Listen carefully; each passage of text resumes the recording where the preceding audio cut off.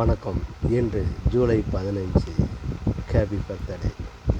திரு கர்ம வீரர் காமராஜர் ஐயா அவர்கள் கல்வியின் தந்தை என்று சொல்லக்கூடிய அளவுக்கு இன்னைக்கு அவருடைய பிறந்த நாள் நாடு முழுவதும் கொண்டாடப்பட்டு வருகிறது.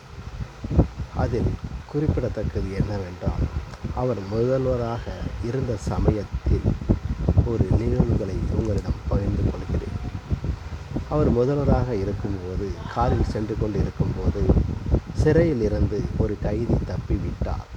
உடனே அந்த காவல்துறை அதிகாரிகள் எல்லா காரையும் சோதனையில் ஈடுபட்டனர். சோதனையில் ஈடுபடும்போது அப்போது அந்த வழியாக வந்த முதல்வரின் கார், காமராஜர் ஐயாவின் காரை சோதனை போட்டார்கள்.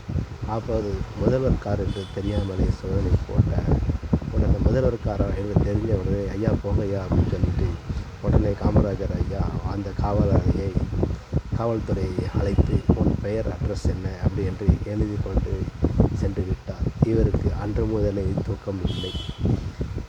என்ன நடக்க போதோ, வேலை போக போதோ, என்ன ஏதோ பயமோ அப்படின்ட்டு பயங்கர சிந்தனையில் டென்ஷனாகவே வேலை பார்த்துக்கிட்டு இருந்தார். வந்தது ஓலைச்சுவடி.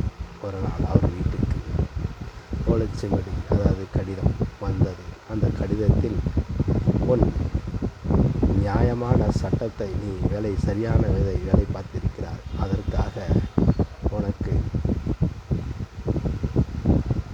பதவி உயர்வு அப்படி என்று அந்த கடிதத்தில் இருந்தது. உடனே சந்தோஷப்பட்டார். அப்படியுள்ள காலகட்டத்தில் இருந்தது. இப்பொழுது